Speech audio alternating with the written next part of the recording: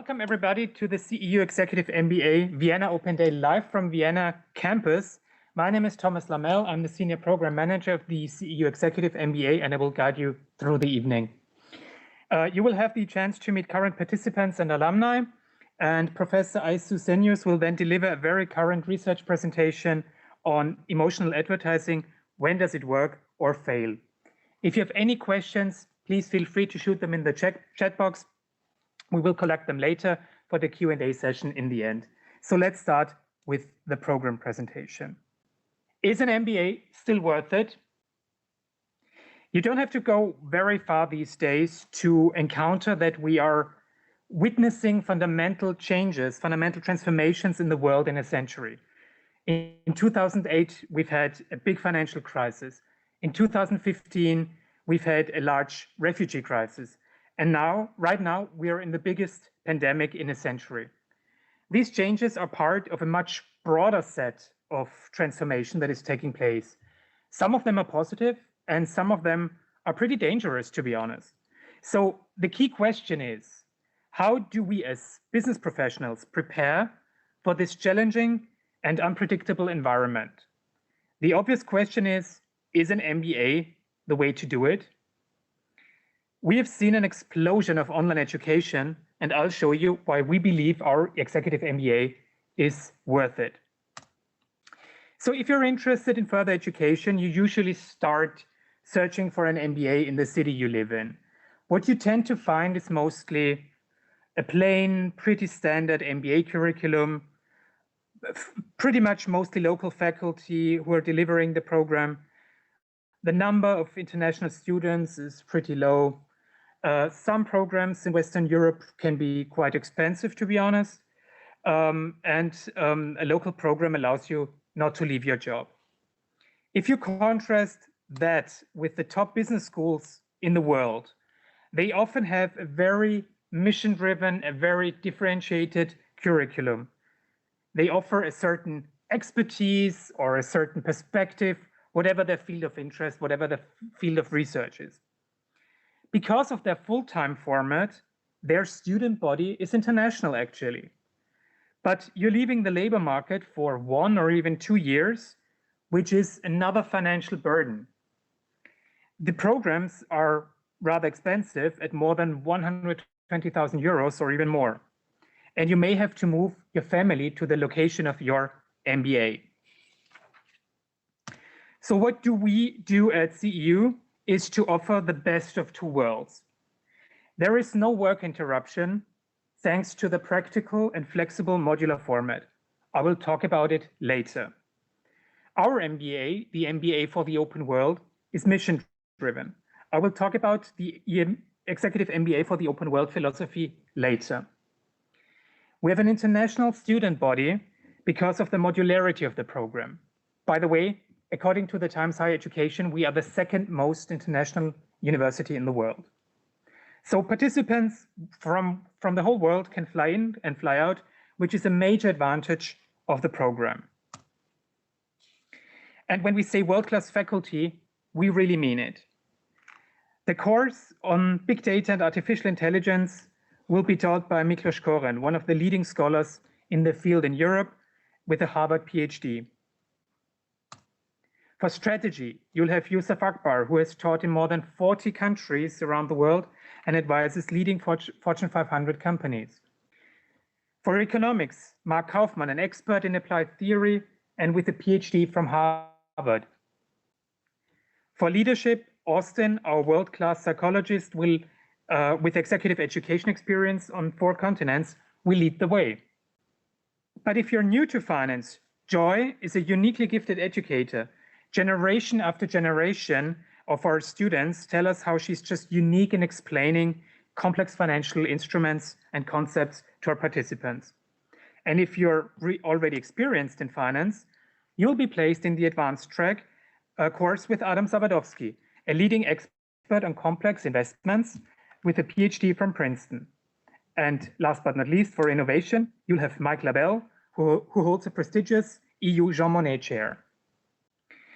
These are some examples of our visiting faculty. Professor Christian Selos teaching innovation at Stanford, Professor Miklos Savary from Columbia, an expert in digital marketing, Professor Omar Hernandez, teaching operations at Berkeley, Professor Hui Zhen from the University of Zurich, and Milena Nikolova, a Chief Behavior Office at Behavior Smart, just to give you an overview of our visiting faculty. So here's what our program looks like. It's a 9-module program. The dates you see on the screen are not going to change. So you can basically plan your studying around professional and family activities based on these dates. As you can see, we have 2 modules in the first year, 4 in the second year, and 3 in the third year, which gives you full flexibility and a balance in your life. As you might have noticed, we are piggybacking around popular European holidays, like November 1st, or May 1st, or August 15th, when it's easier for you to take time off and to juggle your private life, your study life, and your professional life. In the summers, our bespoke and cutting-edge leadership program takes place in Budapest, and you'll have the opportunity to benefit from electives from the faculty in the world we invite to teach your classes. So one day, there will come the day when you finish with us and you join the CEU alumni from around the world. As I already said, CEU is the 2nd most international university in the world, and you can rely on an active elite network on every continent. We have city-level chapters, country-level chapters. Basically, wherever you go, wherever you are in the world, you'll find CEU alumni to interact with, to mingle with, to network with, and to make new friends. This network is a network that you can count on, and one of the key assets that we have. So the question is, how are we even able to offer such a high quality program at the tuition of only 25,000 euros? The answer is obvious, but lies in our founder and benefactor, George Soros, who created CEU with the mission to promote open society. Just recently, George Soros made a further contribution to CEU's mission by offering another billion with a B dollars in endowment to create the Open Society University Network, which means we are the best endowed university in Europe. So what does the executive MBA for the open world basically mean? First of all, when we talk about the open world, we mean skepticism towards dogmas, skepticism towards hierarchies and privileges, both in context of how we teach, but also in composition of the current cohort. Diversity is key to creating a successful program, and we offer a lot of diversity in our program. Secondly, we believe in debate and radical, rational thinking. Every idea can be challenged. We believe in facts and arguments rather than narratives and fake news. Narratives create the polarization in our societies that our societies and our public debate is suffering from at the moment.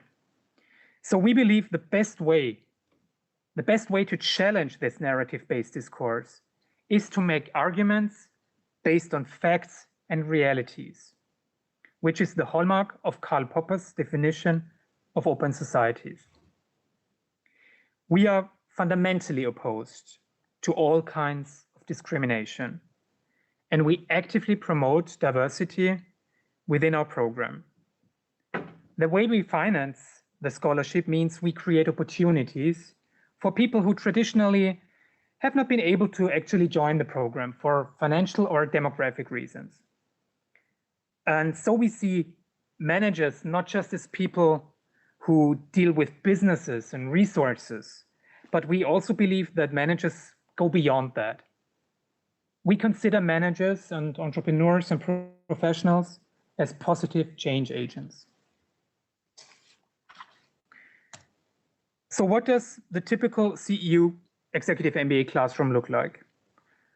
Currently, we have 65 managers with an average of more or less 14 years of work experience, including a minimum of 3 years of leadership experience. As you can see from the background picture, we use state-of-the-art classroom technology and setups in order to facilitate discussion and lively interaction in class. We make use of case-based learning rather than traditional lectures that you will find in local MBA programs. We want to take you, experts in your very specific field, from this level of functional expertise to the strategic level. So another gimmick that we offer, it's just self-explanatory for us, is that we offer online experiences as well. You can join the modules rather on-site or online. It's up to you. The decision is yours. So we invested heavily in infrastructure, technical infrastructure in our classroom with regard to audio and video both. So you'll find studio-grade microphones capturing the lecturer, but also your fellows and other participants in class, because it's not only communication from the teacher to the class, it's also communication and a learning experience among the fellows. And you have to listen to your fellows, and your voice will be heard in class. We bought large screens and high quality cameras to offer the best video experience for you, because you want to analyze body language, you want to listen, and you want to see who you're talking to. We created physical virtual breakout rooms for the support teams. The support teams are part of our learning experience in some of the modules. And we have created personalized virtual backgrounds. So it's easier for you to follow the discussion, because you can always tell who's speaking and what team is that person in. And of course, we offer high quality individual support. Whenever you have a problem, whenever you have a question, we are here for you. So as I already said, tuition is 25,000 euros, which is for the whole program, and it includes all the credits. In order to defray your other costs like traveling and accommodation, etc., we have special rates at partner hotels and discounts for flights with Lufthansa and Austrian Airlines. So we invite you to join the open world. The application deadline is June 6th, and the application starts online on our website. I strongly encourage you to apply as soon as possible, even in view of the upcoming deadline, because we have a first come, first served policy on applications in place. You're warmly invited to book an individual one-on-one consultation with me to discuss your questions and optimize your application. So I would like to introduce to you Aysu Senyuz to you now. She will deliver our keynote speech. She's got a PhD from Central Florida. Her research focus is the role of emotions in consumer behavior, with an emphasis on social relationships and social impact. She employs experimental design, empirical models, and field studies to understand practical problems and to positively impact the lives of consumers. Aysu, the floor is yours. Thank you very much, Thomas. Hello, everyone. Well, thank you very much for having me on this open day. I really wish I was in Vienna right now, but unfortunately I'm not. Hopefully I'll come there in the next couple of weeks, but I currently reside in Florida. That's why I chose this background for my Zoom, just to give you an idea how Florida is, but that's not my reality. I just want to point that out. So what I would like to do in today's presentation is to talk about emotional advertising. When does it work or fail? I specifically wanted to choose this topic because of two reasons, actually. The first one is because emotional advertising and advertising in general is very relatable to all of us, because we're all humans, we're all consumers. We watch advertisements on TV, we see them on social media, on online platform, so it's very relatable for all of us. And at the same time, I think it kind of builds the bridge between what theory says and what practitioners does, and this is exactly what we are doing with the executive MBA at CEU. So basically, most of the time we focus on practitioner, but at the same time, we try to provide a very broad framework, but by using different research, by using science, different literatures. So in that sense, I think this research project is very much creating this bridge between what the practitioners do and what the theory tells. Before I tell you more about the project, I just want to mention what emotional advertising is and why it is important. Basically, whenever we use an emotion in an advertisement, it's been shown that your advertisement will be 30% more effective relative to not having an emotion. And the reason for that is usually the human mind and heart are in conflict. We are not rational. We do not make rational decisions in our lives. Sometimes we may base it on some rationale, let's say, but more or less, whenever we think, our feelings are also in the picture, subconsciously or sometimes consciously. And whenever we see an advertisement that makes us feel something, any emotion, that would be considered as emotional advertising. Just to give you like some examples, whenever we see a Coke advertisement that they promote happiness, they say choose happiness, they show like happy pictures, that would be considered as a happy advertisement, which would be emotional advertising. The use of positive emotions is very common in advertising, but recently the companies are also using some negative emotions, including anger or disgust, sometimes surprise, to basically make people feel it, and then so that it will help their purchase decisions, their attitudes, so on and so forth. What I want to do in the next 20 minutes is to tell you about a research project about a specific limited edition product and what kind of emotions are used in promoting these products. So just to give you an idea what limited edition product is, we see these products every day in our lives. They can be sneakers, they can be wine, any soda, even a piano can be positioned as limited edition. Most of the time, FMCG companies, when the Olympics came or for the different occasions, they come up with this limited edition product. When we say limited edition, that means that specific product is produced only at a specific amount.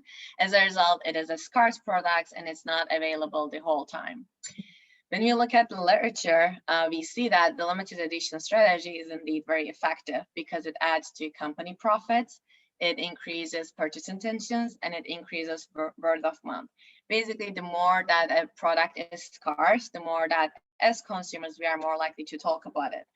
And all of these positive outcomes are actually due to the fact that once a product is scarce, we want to have it because we want to be different than others. And we want to be, all of us have this need to be unique from others and differentiate ourselves from in the society. As a result, usually we like these limited edition products. So from that point of view, you can also imagine that companies are highly using positive emotions to promote these limited edition products. And they're actually using a specific emotion that we call as feeling of awe in order to inspire people and make them buy the product. But what we show in this project is basically not all the time the emotional advertising will be effective for limited edition products. Before I give you some examples, I just want to have a look at the picture and imagine yourself to look at this Mount Fuji, and on top of it, there's Milky Way. If you just imagine yourself being in the picture and being in that environment, you would feel what we call as feeling of awe. It's defined as a distinct positive emotion that causes wonder and amazement in the presence of something unusual and difficult to understand. So specifically in this picture, if you feel yourself being in the picture, you would feel the beauty of the nature. You would see how vast it is and how amazing the nature is. So that would make you cause wonder and amazement. But at the same time, it would create a situation that would make it harder for you to understand. So when people feel like that, we use the feeling of awe as the definition of it. And nature is a great illustrator of awe, but that's not the only illustrator. Sometimes artworks and paintings can also promote feelings of awe. Music, classical music, epic music, basically whenever you feel like, oh, that is so amazing, that kind of a feeling, when you listen to a piece, that would consider as feeling of awe. And also people, great displays of virtue, great leaders, influencers, all of these people, when they talk, when we see them, we can have this feeling of awe. Basically, whenever you feel inspired, whenever you feel like, oh my God, this is so amazing, this is awesome, that would be a feeling of awe.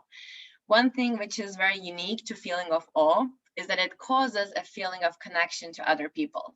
Basically, whenever you feel inspired, whenever you feel in awe, people start to think less about themselves and more about their surroundings. And we see that in the advertisements as well. So whenever you feel awe, you start to not think about yourself, but more about others, which we think it's critical, but because it specifically impacts how people perceive limited edition products. Just to give you some examples of how limited edition products are promoted with awe. For example, whenever there's an Olympics coming, Coca-Cola, for example, uses the success stories of their athletes to promote the limited edition can. So they use the feeling of awe for their limited edition products. At the same time, whenever the luxury companies, they come up with this limited edition version of their product, they use celebrities, they use abstract objects to promote the feeling of awe and create this inspiration among people and get them try to buy their limited edition products. And very frequently, movies are most of the time coupled with limited edition promotions. For example, when Frozen 2 was about to come to theaters, what Glade did was to create a limited edition stand and promote it with the movie scenes, with the epic musics from the movie to promote their product. So basically, managers frequently use feeling of awe and inspiration to make people buy these limited edition products. But what we do in this research is to tell that it may actually backfire, because if you think about it, what limited edition product is doing and what feeling of awe is doing is actually the opposite of each other. Limited edition products means exclusivity, being different from others, being the only one, not feeling like others, versus on the other hand, feeling of awe is all about focusing on others, not thinking about yourself. So if you think about it, these are actually contradicting to each other. And in theory, when we have two things contradicting to each other, it would create an incongruence. And we propose that this incongruence would actually make people feel less connected to others. Basically, whenever there's an incongruence, we don't like it, we block our connection, we do not want to be, if we feel less connected to others, basically. And we propose that this will also actually impact their product preferences. So just like a more theoretical framework with a research perspective, we propose that actually feelings of awe will decrease preferences toward limited edition products, although it is highly used by companies. So it is a counterintuitive finding, basically.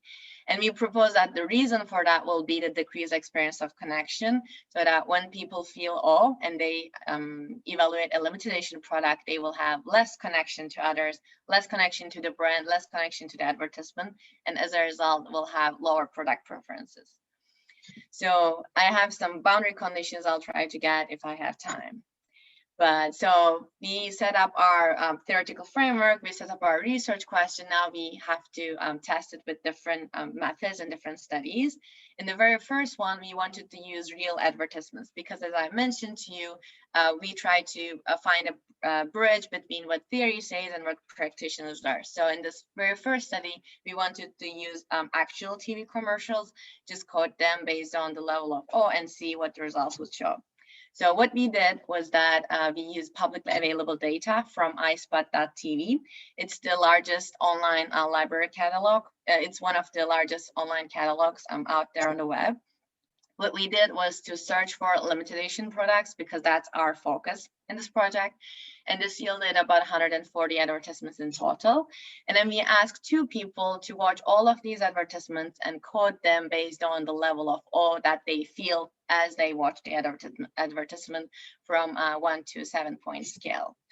And then as our dependent variable, we use consumer engagement scores. The ones who are into advertising, the ones who are working at the agencies may know about how important this consumer engagement score is, because it basically shows all the volume of digital activity that people engage in through on the video, from social, and the search that they use, which are triggered by the ad campaign.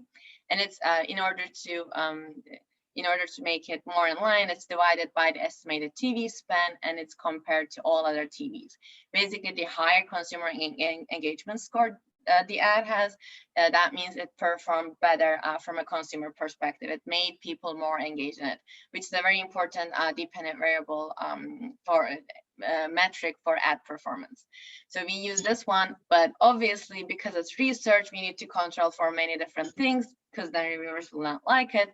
For example, we control for the total online views, total days the ad was on air, ad year duration. So we did our best to control for as many different factors as possible to make sure that what we propose is actually what's going on in the data. Just to give you some examples, on the right side, you can see the sample screenshots. Our data set included lots of like different advertisers, different ads from different years. But whenever we see, let's say, nature, let's say in the middle, when there's like a natural beach, it would have a higher O perception rating. Or if it has this like epic movie scenes, like the dinosaur, or it would have a higher O perception rating. At the same time, if it used like challenging ideas, if it used aesthetic beauty, it would have higher out perception rating. But on the bottom right, you see that if it did not have any of these examples, let's say, they would receive lower out perception rating. Basically, we try to include ads from different years. We had different ads from different product categories with different O components. And it was a total of 140 different real commercials used by companies. When you look at the results, it's a crowded table, but you cannot only focus on the very first row, which is all perception.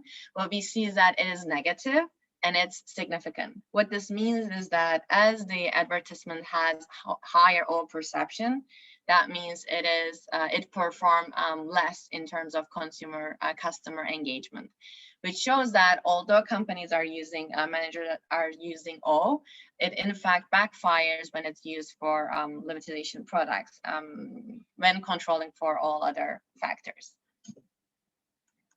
And we had some categorical details, which I'll not get to it right now, but I'll be happy to discuss about it more later. So this was our secondary data. We use real commercials, but we wanted to test it with more, let's say, experimental situation, because whenever we do research, we want to have external validity by including real commercials, but at the same time, we want to have as much control as possible. So we did a series of studies. I'll just cover them as much as I can within the time limit. So for this one, we use real commercials from Samsung QLED TV. One of them was awe-inspiring. It had this beautiful shots of the nature, versus the other one was just informational. So one is emotional advertising, one is non-emotional advertising. And we ask about their product attitudes for a real brand, once again for Guinness beer. The only difference between these two conditions was whether in one it was presented as limited edition versus the other one, it was not there. So we tried to make it as similar as possible, with only difference being the limited edition. When we look at the results, what we see is that when people watch the awe-inspiring ad, they actually had significantly lower attitudes for the limited edition product relative to the control one. We did another study, once again, to have like a more control over our design. In this one, we used a slideshow. We showed them awe-inspiring pictures, happiness-inspiring pictures, happy couples, or just household products, just to have like non-emotional advertising, once again, as a control. And then this time we asked about their product attitudes for a watch ad. Once again, the only difference was whether it was presented as limited edition versus not. And we tried to keep these ads as real as possible so that participants wouldn't notice that they were fictional, basically. But the Magnetime watches was just a fictional brand. When we look at the results, once again, for people who watched the all-eliciting slideshow, they had significantly lower attitudes, which shows that using O in promoting limited edition products actually hurts the product attitudes. We did another study, and this time we used GoPro ad clips. I'm sure all of you are aware of GoPro, the action cameras. They have very cool advertisements on YouTube. What we did is that we took one of their ads in which they used a guy who is snowboarding, and it had the shots of like the snowy mountain. It was very beautiful. It had awe-inspiring elements. Versus in the other one on the right, you can see we had a baby skateboarding. She was smiling all over, so it had this happiness condition as a control. And we ask about their purchase intention.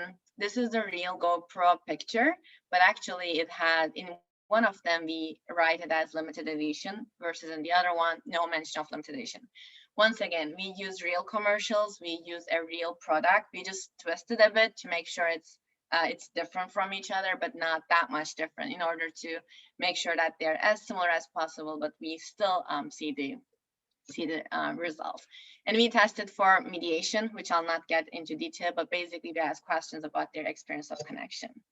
And when you look at this model, which is not very important, but it is very important, but it's more technical. So basically all of this graph tells us that experience of connection indeed mediated the relationship between O and product type, which shows that once you use a limited edition product and you use feelings of O, it will actually not be very effective, and it will lower the experiences.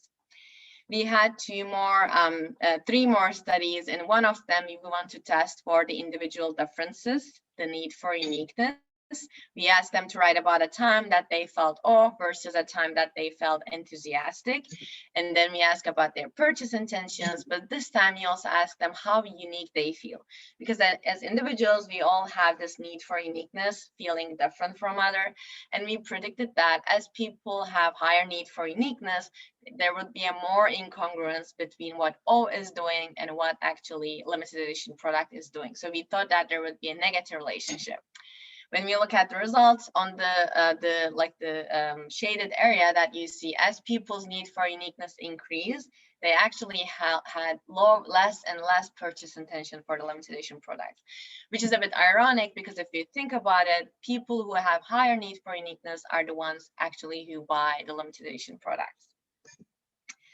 Okay, in this study, we want to say, okay, so far we only show that emotional advertising doesn't work. It hurts the brand, but what can the managers do to, in fact, reverse it and make it basically useful and make it work? And what we proposed was the use of cause-related marketing promotions.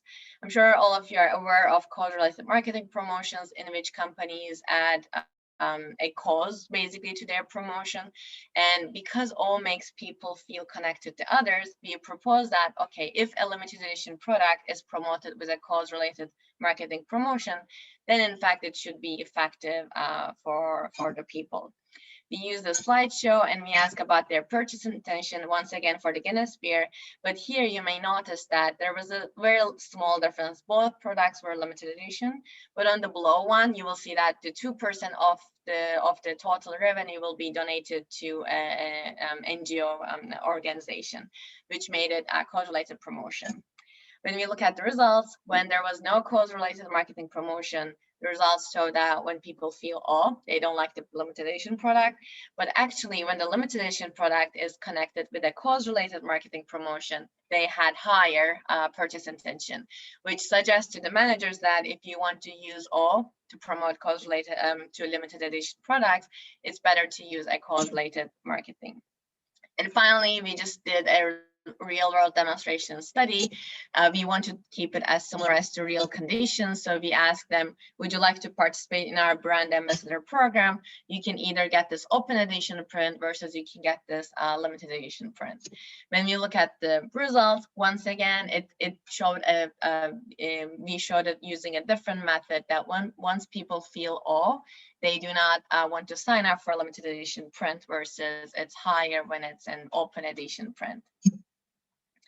What all of these means in this presentation is that emotional advertising does work most of the time, but it depends on some conditions. The first one is product. For example, if it's a limited edition product, using O as your emotion will not actually be effective, versus for regular products, it may be more effective. It depends on consumer characteristics. For individuals who have higher need for uniqueness, it's less likely to work, but for the ones who are low, it has higher chance to work basically. And finally, it depends on the promotion. If you have a cause-related marketing promotion coupled with your limited edition product and feeling of, oh, it's likely to work, but other ways it may not work. That's all I want to say. That was a very quick presentation, but if you have any questions, I'll be happy to answer. Thank you very much, Aysu. I will just share the screen. Here we go. Because I want to bring in Maciej Kieslowski, our faculty director, into this academic debate and academic conversation. Maciej Kieslowski is our faculty program director. He's professor of law and strategy. He's got a degree, or a JSD degree from Yale, an MBA from Princeton, and an MBA from INSEAD. He publishes in 3 disciplines: management, law, and political economy. He advises governments, international organizations, progressive political movements around the world. He's a frequent contributor to international media, including Politico, Project Syndicate Foreign Policy, and the Wall Street Journal. Maciej, the floor is yours. Thank you so much. I hope Aysu, as a marketing expert, appreciates that I actually wear exactly the same jacket that was on this picture, so I am like consistent with my personal branding. Thank you so much, Aysu. This is such an interesting presentation, and it makes me feel like, and by the way, if you know, any participant of the webinar wants to ask some fresher questions than the one I am going to ask, or if Dominic or Elena want to ask questions, please jump in, put it in the chat box. But you know, I feel like something really significant, kind of almost like you know, like a trend in the making is seen in this study 5 about the cost-related marketing, because my sense is that your research, and tell me if I am like over-interpreting it, that your research kind of is partly a sign of time. Yes, I mean, this is done in a specific period of time now, basically. Yes, and this whole notion of exclusivity seems to be changing quite dramatically. I mean, would you not think that the results would be very different 40 years ago or 30 years ago? I mean, if you think about it, and I think study 5 is the key here, that like people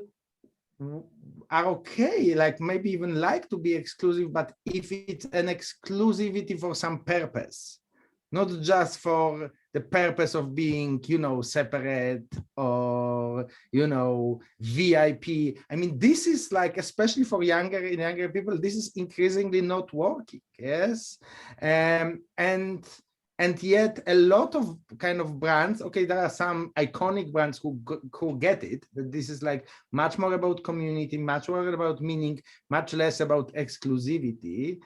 And also almost exclusivity is you know, is best when it's unspoken. Yes, I mean, if you think about it, one very specific feature, kind of the old-fashioned feature of your research, is that the limited edition is actually called limited edition. Yeah, there are a lot of products which kind of give you a taste of exclusivity, but never quite say it openly. Yeah. Okay, so that's my comment. And if you can share your thoughts as an expert in this, like, do you think this is a sign of time or not? Like, is the notion of exclusivity and the role of exclusivity when it relates to community and purpose, especially, that do you think it changes? That's a great point, actually, Maciej, which is a point that we hear from others before as well. So that's a great point. I also definitely think so, because when we think about the differences in generations, especially maybe 40, 50 years ago, it was a bit more important to stand out, to show yourself and not like associate yourself with others. But especially with Generation Z, you know, these people, they want to have like a, they want, they're like environmentalistic, you know, they want to help others. They do not focus on themselves that much. They're like by default almost want to do some good things. That's why we're seeing the rise of all these social impact marketing, the cause-related marketing. That's definitely one thing, I guess. But specifically in our research, we had students which would be like Generation Z. We had participants from MTurk, which are a bit like older than them. We see the same pattern, which I think it may be because we link it specifically. So in the advertisement, we specifically say limited edition versus not. I think it may be because of the condition that we use. But if you think about some limited edition, if they're like actually exclusive, they do not even mention. For example, more and more the luxury brands are making their logos smaller and smaller. And people think the bigger the logo that you have for an exclusive company, that means you're not that exclusive. So if you want to be exclusive, you need to be, but only people who know about it should know about it nowadays. So that's definitely a great point. I think there may be like specifically in this project, we had younger generation, older generation, the results showed.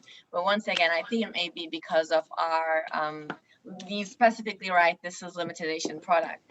So what we can do, and since we got this comment from others as well, we plan to do it in revising the manuscript, as to have an advertisement. Do not mention anything about limited edition, but just mention it at the end, or do not even say, and make people understand that. For example, do not write limited edition, but just say produced in a specific amount. So after doing that, we may see how it will impact the results.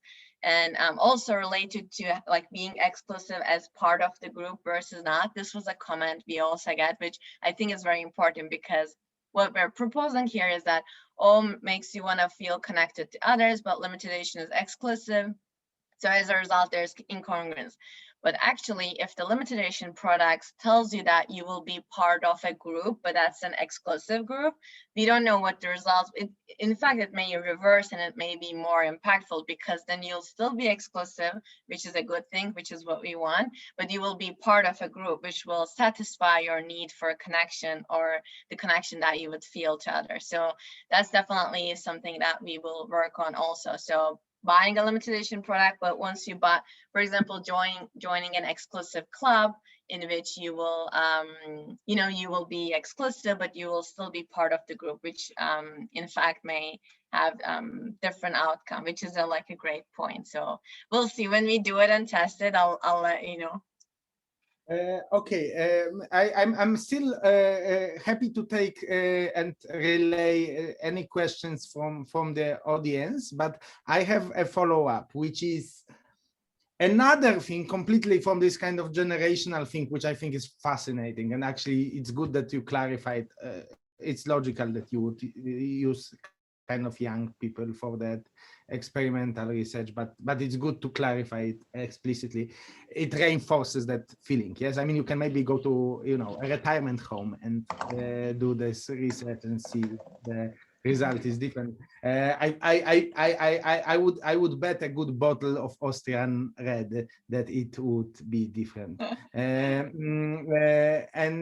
But I want to focus on another thing, which is especially, I think, in European companies, there is this, because like another conclusion from your research is like the too much of a good thing conclusion, yes, which is like, you know, we know from our experience with advertisements that like the awe-inspiring ads are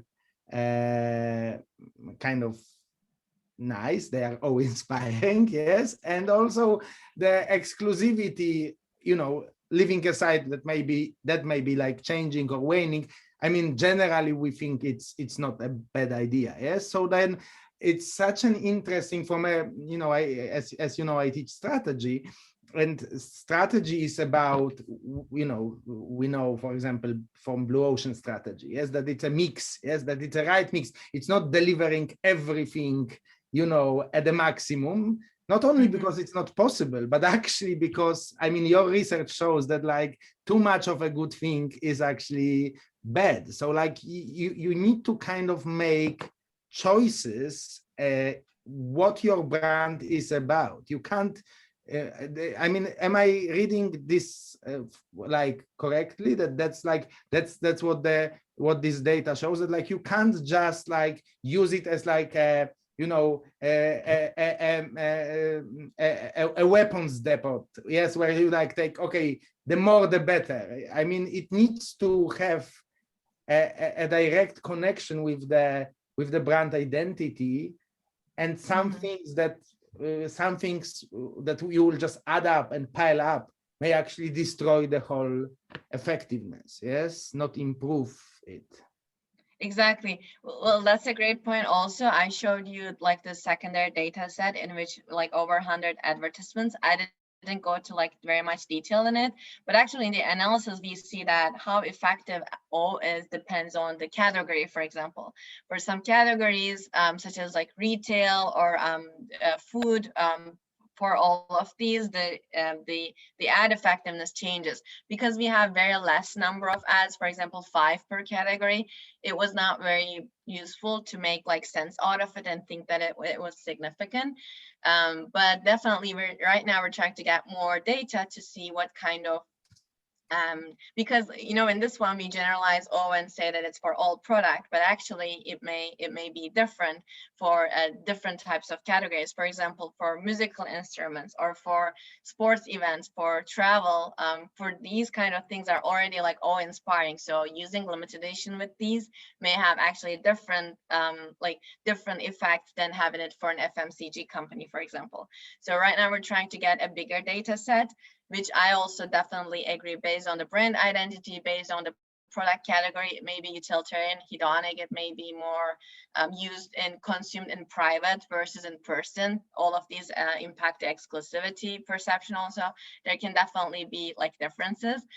So we're trying to get like a bigger data set right now to see how it would have an impact. But yeah, again, like a great comment. Hopefully we'll get more data and it will be more clear, because like when you think about all the advertisements, 140 is not that much, but we're trying to add more to see what else can we get, and hopefully it will make more sense. Yeah, no, this is really exciting, but I'm looking at Thomas, who is unmuting, so probably our time is over. Like,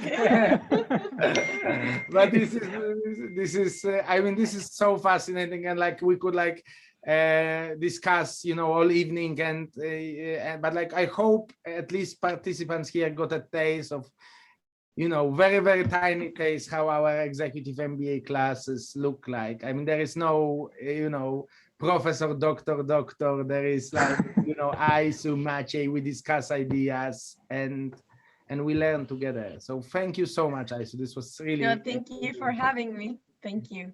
It's almost impossible to stop two engaged academics from debate. I mean, it's a good thing, but we have to right now, because we've heard so much about the program. We've heard so much about our academic excellence.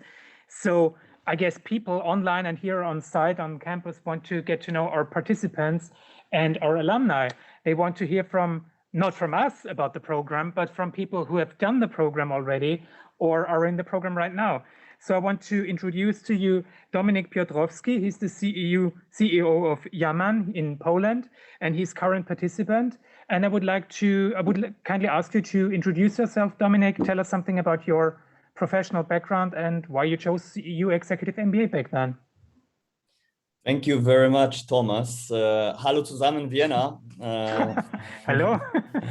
And yeah, welcome to all the online participants. I had a quick look at the names, and I imagine it's probably starting off with German, as I thought it's more of a show-off than a real case of a need.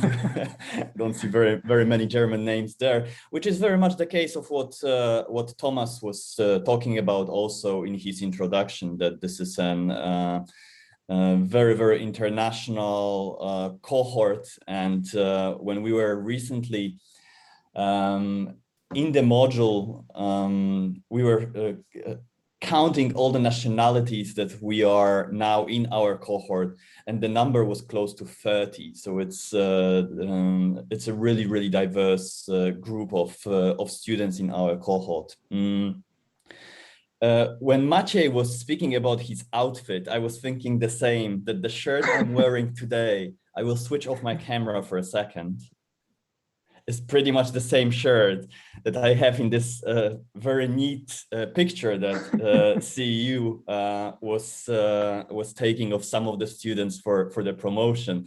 And when you've mentioned personal branding, I couldn't stop thinking of Never Eat Alone, where there is one chapter devoted to personal branding, and Never Eat Alone is one of the it is a main book that we have to read for Maciej class, and funny wise, you'll be very surprised how very different from the cases in the classes themselves, how extremely academic sometimes the class can get with the discussion and everything, and how laid back actually the book is. And it's a nice combination also what Maciej was saying at the CEU, that it is actually both, and this is also my experience with most of the classes, that there's a huge amount of academic knowledge that is there, and mostly in like pre-readings and in the classroom and so on, but there's also this easiness about all that. So actually, with my background, Thomas asked me to introduce myself, and I've already talked for like 5 minutes, probably without properly introducing myself, which is very typical of me. Sorry about that. So I don't have a finance background. I did my MBA in photography at the University of the Arts in London. So it's very different from you would think. It's very different from what I'm doing now in my professional life, but it isn't actually. I mean, this is also something I've learned in the EMBA, especially how quickly I was surprised to get the understanding of finance, for instance, of which I didn't really have much experience from before. Joy, who was introduced by Thomas on one of the slides, is a marvelous, engaging finance lecturer. So she really inspired me. And what I really enjoyed also about those classes there, that again, something Maciej pointed out, that there is this ease of asking questions. So if you would come to one of the classes of our cohort, I hope it will be the same with your cohort, because the experience itself is very much created by the participation of the participants. And in my cohort, I am very lucky to have extremely active group of people who ask a lot of questions. So there is no way that we will somehow slip without having an understanding if we don't want to have an understanding of a subject, because the easiness of asking questions is really something I appreciate a lot. I'll slowly get to the end. I'm aware of the time limit here. One thing I was thinking of, I would like to point out when Thomas, by the way, Thomas, it was very brave of you, and thank you for the invitation, because Thomas never asked me whether I like this MBA or not. So it's like, come join us on the open day. Risky tactic, but it also, it somehow shows. Why wouldn't also, you like it? You know. Oh yeah. Yeah. So yeah. I do like it.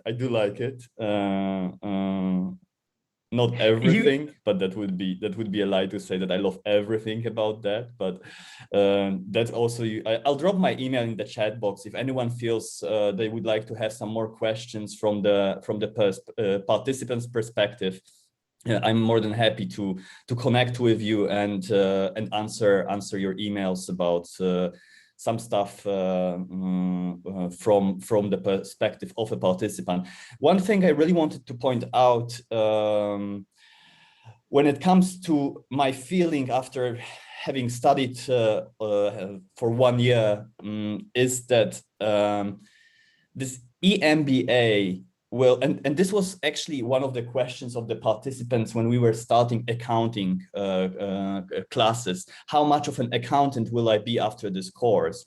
And then the lecturer really, she thought for a minute about it and she said, oh, you know what, like 1%.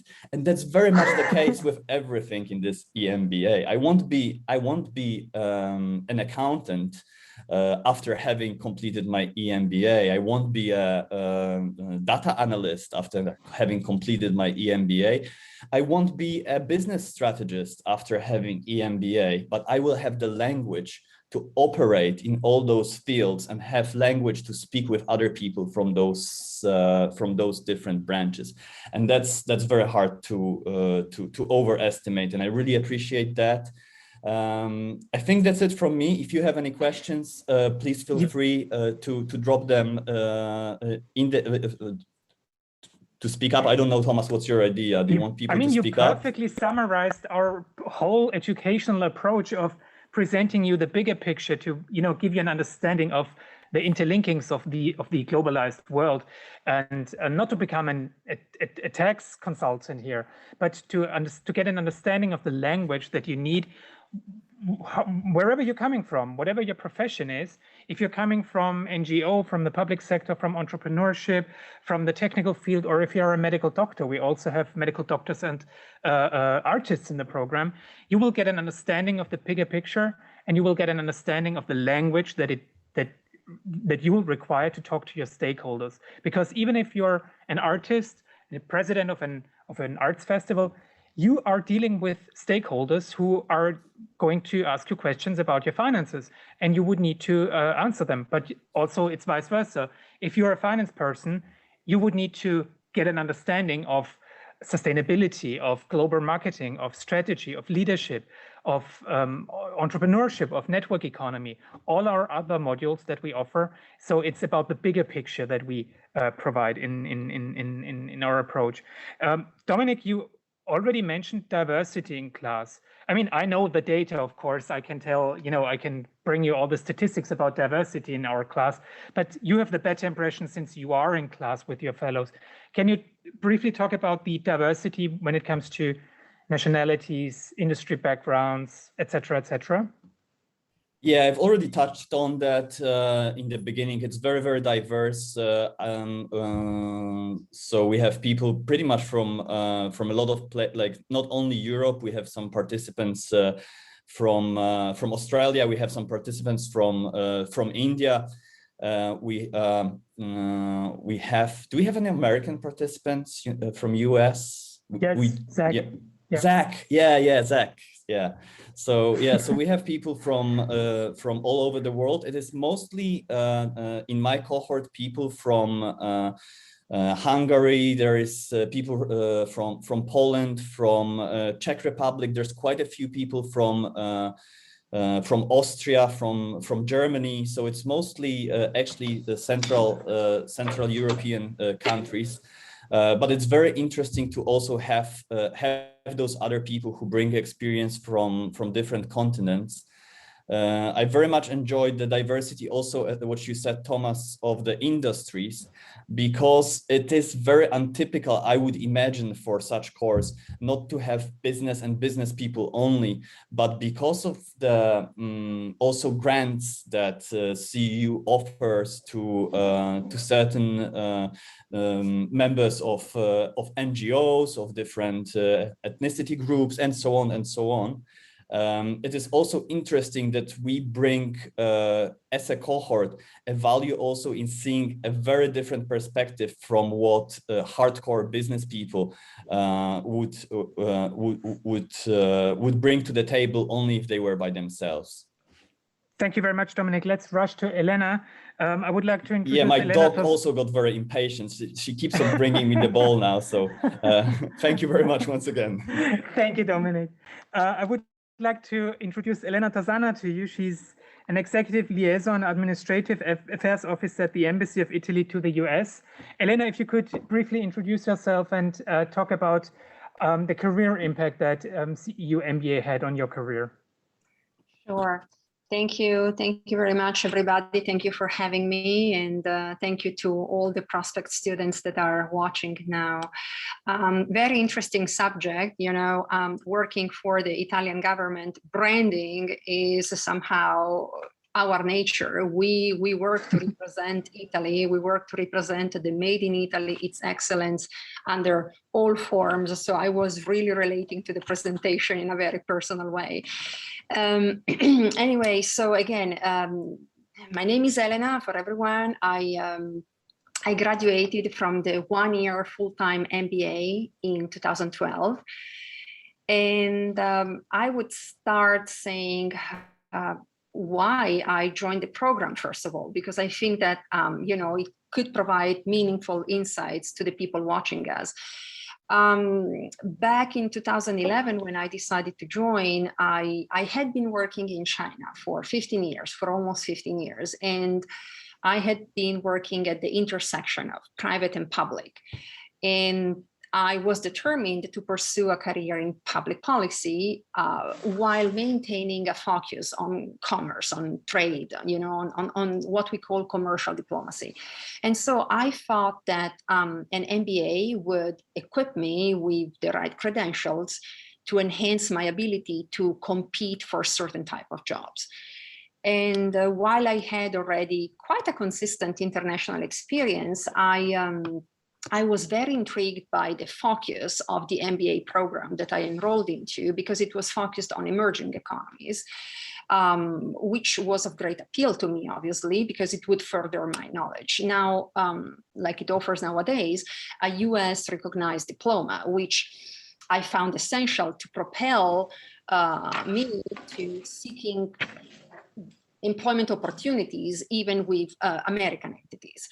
So, while we have Professor Mace with us, I have to, you know, shout out to Mace and to Yusuf, another professor that I had at CEU, because honestly, to date, when I try to deal with when I try to navigate complex bilateral issues when it comes to trade, my go-to Bible are the courses that Professor Mace and Professor Yusuf taught about critical thinking, strategy, and the amazing legal, political, and policy environmental class. So those are definitely my go-to Bibles. I literally call them that way because I still have my notes from the classes. I look them up and they help me, you know, focus on problems and see what kind of tactical direction to take.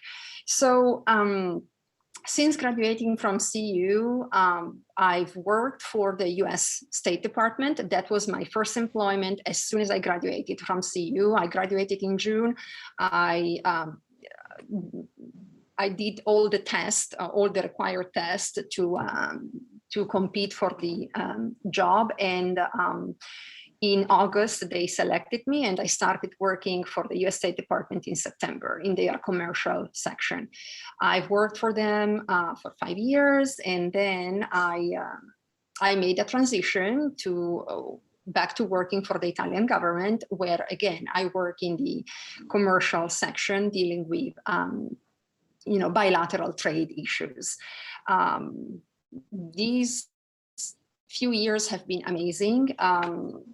While I was at CEU, you know, we're talking about diversity. I am now the happy mom of a biracial child. And when I think about diversity, I feel pretty much personally involved, because when I look back at my career, for sure, at my education at CEU, and when I look forward to the future, to what is coming, I realize that the sum of all the experiences I gained has provided me with an extraordinary treasure chest of skills, of values that I can now pass on to my daughter. And CEU, with its diversity, has been crucial. My class, I don't remember the exact numbers, but I think that we represented something like 20 different countries at the time. And this gave me the opportunity to work and grow together with people whose views, opinions, experiences, and visions challenged me. They challenged my own, and they contributed to shape me in my maturity as a professional and as an individual, because you definitely grow a lot by learning to interact with people who have a different take on the world. And so in addition to these, I would say,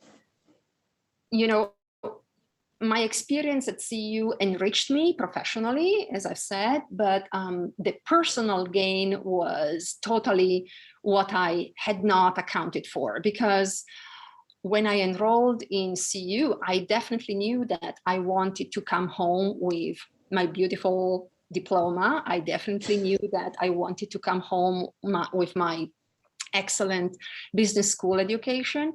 I had not accounted that I would actually meet people that would become my forever friends. So for example, at CEU, I met two amazing ladies that were my classmates, Lenny and Mary.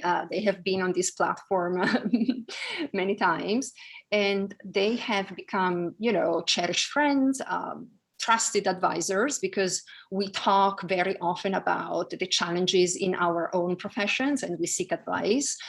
They are my infallible counselors whenever I need, direction and confrontation. And they are also, intimate confidants, because we talk about also personal matters. So I can tell you so much more about CEU.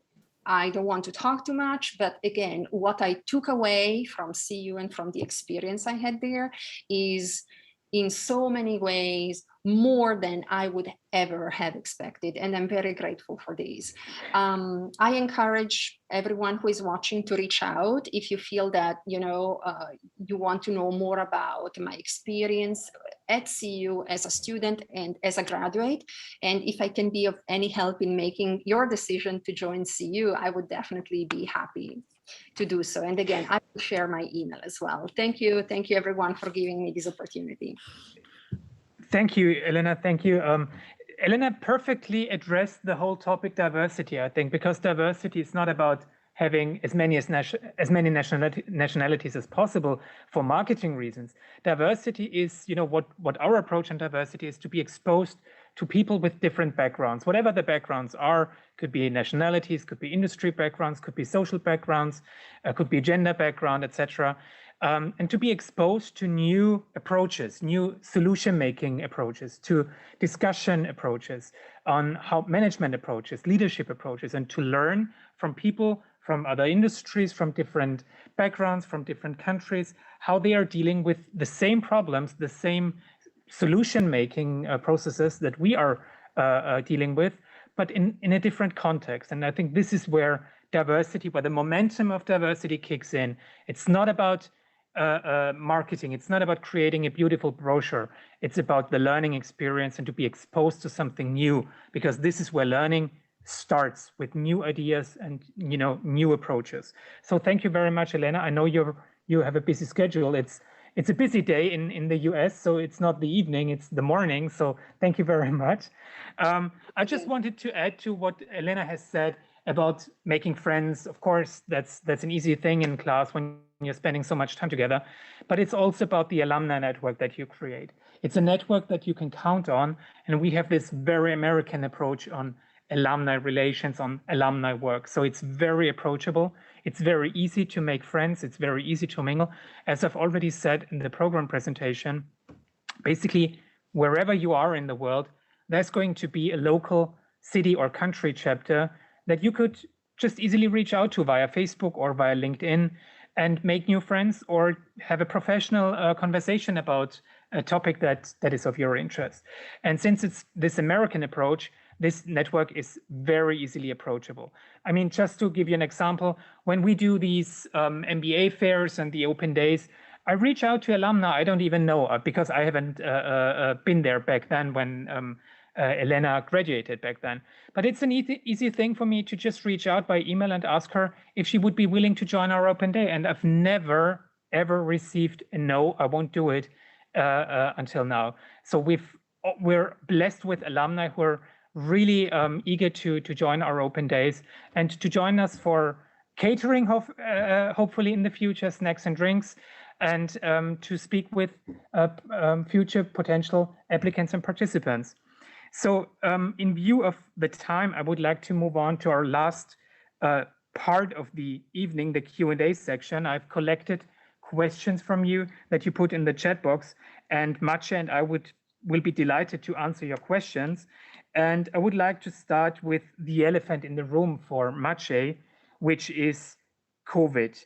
Are we moving to online education is the question, and what are the measures on campus with regard to COVID safety?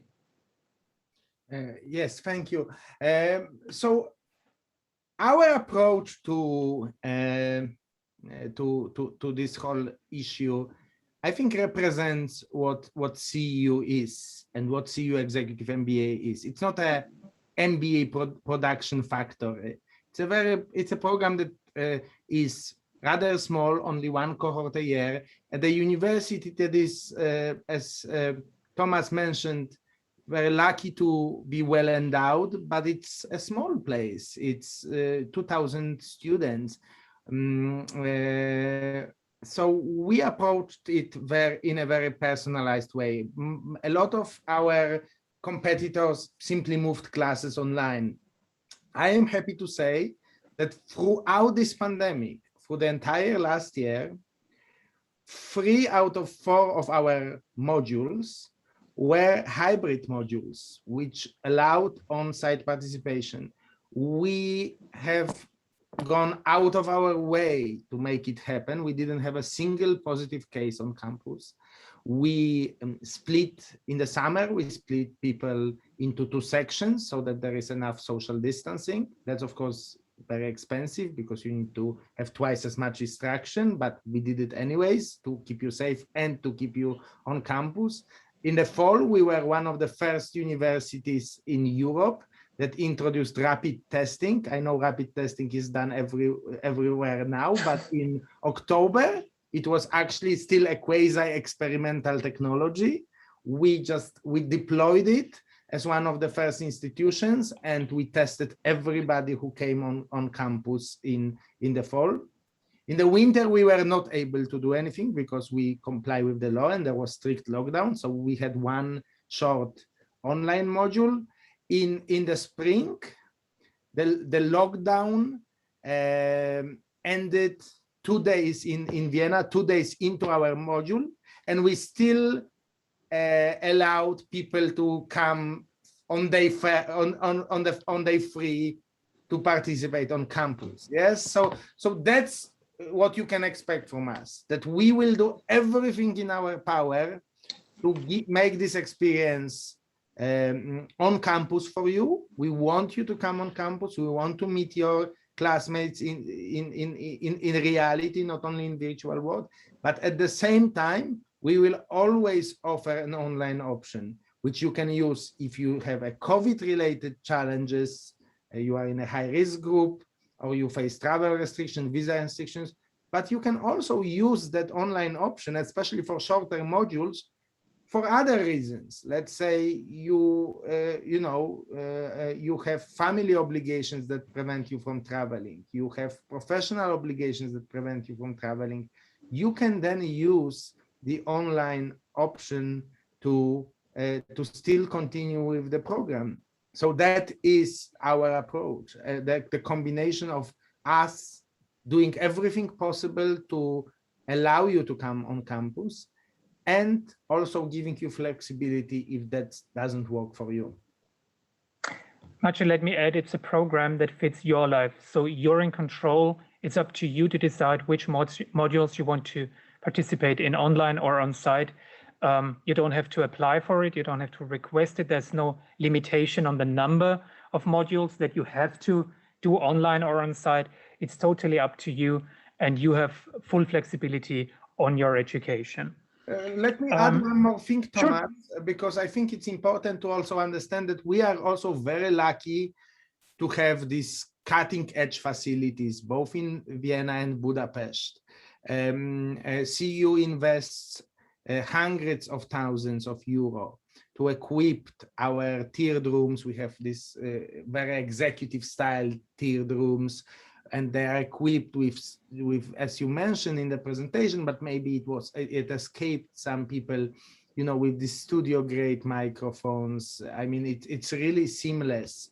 As much as it can be seamless in today's world, it is. And we are, so this is also worth remembering that the reason why we can do these hybrid formats is that we are lucky to have those amazing world-class campuses, which connects back to what you mentioned in your presentation, Thomas.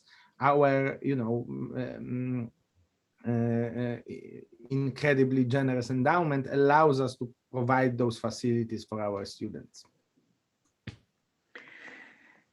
Thank you very much. A question on the academic part. Are there any exams? Is there a thesis to write? Another good question. Yes, there are exams, especially early on. It depends on the instructor, because we don't have a cookie cutter approach. Every instructor should have like their freedom to design the course as they wish, and it includes a possibility of having an exam. However, an exam is not going to take place during the module. We don't waste your time on sitting in a class in an exam during the precious days where you fly in and participate in the module. The module part is to exchange ideas, to meet people, to broaden your horizons, to get this broad understanding of diverse disciplines that Dominic was talking about. Exams, readings, assignments are offloaded for periods between the modules. So you would, for example, have a 10-day period, which we call the exam period, where you can, at any time you want, book for yourself 3 hours of your time or 2 hours of your time and write an exam. You know, we have a special software for this. You click, you start. You need to finish when you start. So you need to make sure that this is the safe 2-3 hours. But that's the philosophy. Yes, the philosophy is you should not expect sitting in some room and writing an exam with pen and paper. This is done between the modules in a flexible way where you can choose the right moment for you.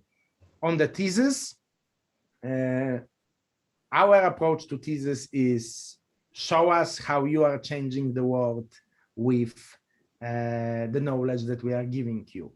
And the way to provide some accountability for this, to actually push you or nudge you towards making those changes in your organization, in your community, is through the capstone project, which is our approach to thesis. We don't have a thesis, we have a capstone project. And this is literally like a portfolio that you collect during the second year of your program.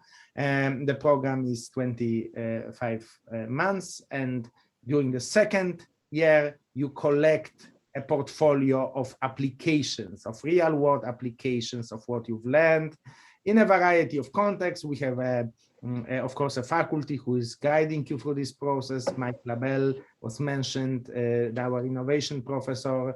So he's with you every step of the way. But that's basically the idea. The idea is that you apply knowledge to real world, and you don't, not that you like, we expect you to write a book. We don't want you to write a book. I mean, you can, but like, you know, that's not a condition to graduate. And you know, that's basically our. Also, capstone is a very nice representation of our broader philosophy. I think Dominic nicely mentioned it. Like, we are academic, but like we are academic not in a very continental European sense. We think theory is, if theory is the opposite of practice, then it's a very bad theory. A good theory supports practice, makes you understand practice, makes you like things what that Aysu showed us is theory, yes, but it informed practice. It helps you navigate the complexities of real world. That's a good framework. That's a good theory. That's a good academic research that is helpful for practitioners, not that is detached from reality. And that's what Capstone project represents. Again, the takeaway is full flexibility. You have full control over your time management, over your precious time. We know you're executives, you're on the job, you have a private life. You don't want to spend your time traveling to Vienna or Budapest and then sit in a classroom for an exam. You go back to your home, and it's up to you when you want to do the online exam. If you have children, if you have a time zone conflict, it doesn't matter because you're in control. You can choose the exam period. And the same with the Capstone project. You're not wasting your time sitting in libraries after doing 9 modules and fading away from university. With the last module, you will be graduating from CEU Executive MBA. So let's go into the application process, Maciej, should we? What is the formal criteria for a successful application? Yes, so I can talk about what we are looking for, and you are the master of all the nuts and bolts of this. Because I'm almost afraid to talk about those next to you because I make some mistakes. What we are looking for are, this is a program for a more advanced people. So in general at CEU, we are looking for leaders of tomorrow, but for CEU Executive MBA, we want some proof that in some shape or form you are already a leader of today.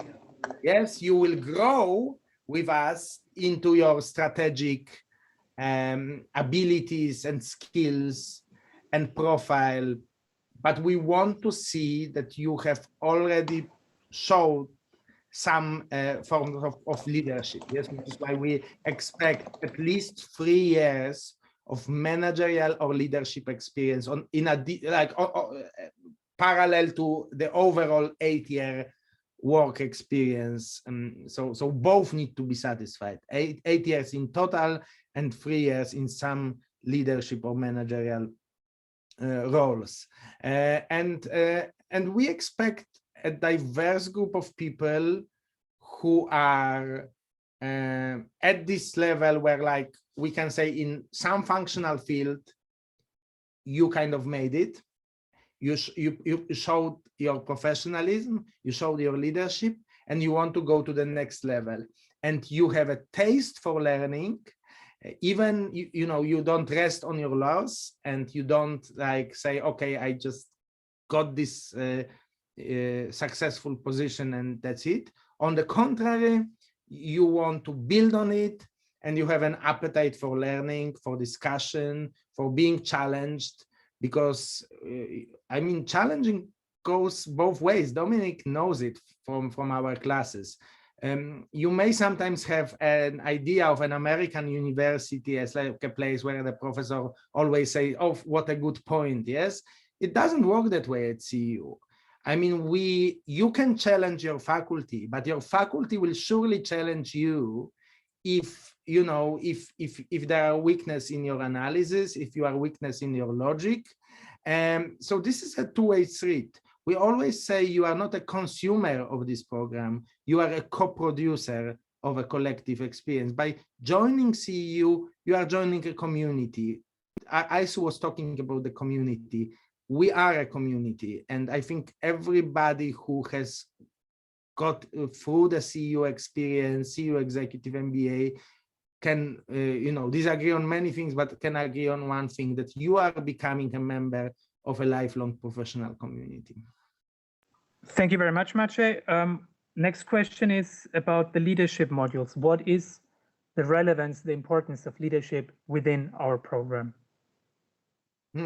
Yes, so because we are gearing or targeting this program towards more experienced people, we basically decided when we were designing it that instead of traditional approach, you have organizational behavior class, for example, in most MBAs, that we will go one step further. All of you probably have heard about leadership development programs. They are very popular, very expensive, and promise rightly this kind of targeted, individualized approach to developing leadership skills. So how about having an MBA which offers you a fully fledged proprietary leadership development program as part of your degree? Well, that's CEU Executive MBA. What we offer, instead of just like regular, organizational behavior classes, we take it one step further, and throughout your summer modules, which are, your first module, your middle module, and your last module, you are, parallel to all your other courses, you are starting this leadership development program, which is not only classes or workshops, but perhaps most importantly, individual and team coaching to get you to that level of leadership. So that's our approach. We feel like this is, it's both like time-wise and of course cost-wise very attractive, because like you don't need to do a leadership development program on the side. You have it as part of the degree, and it kind of fits because it condenses all the experiences from other courses through the prism of leadership, communication, feedback, team building. And also, which is important in our CEU leadership program, through a perspective of living a good and balanced life. This is a very important component as well.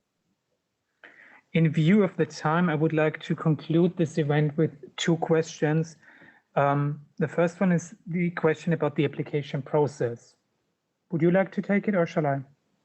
Go ahead. Sure. So the application process is straightforward, and it's very transparent. The application deadline is June 6th, and until then, you are kindly asked to start your online application through our website and to submit essential documents like a CV, a cover letter, a university diploma, transcript, and a proof of English. Sometimes I receive the question, what should be stated in the cover letter? I think that's a pretty obvious thing. Tell us something about yourself, about your motivation. Tell us about how the Executive MBA could help your career, but also what you can bring to the table to your fellows. I think that's just the most interesting part. I would encourage you not to re-narrate your CV, but to tell us more, tell us stuff that is not written in the CV.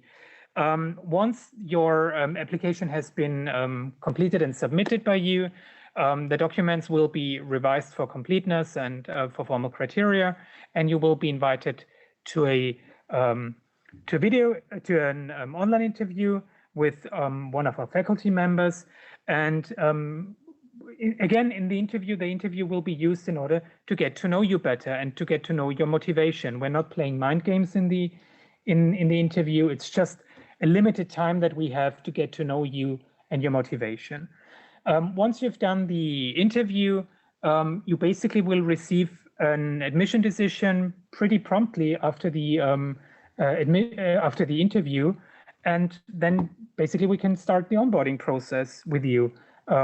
It's straightforward, it's easy, and it's fast. And the last question I would like to take is the question about scholarships. Yes, we offer a variety of scholarships. We offer the Open World Scholarship, we offer the need-based scholarship, and we offer merit-based country-specific fellowships.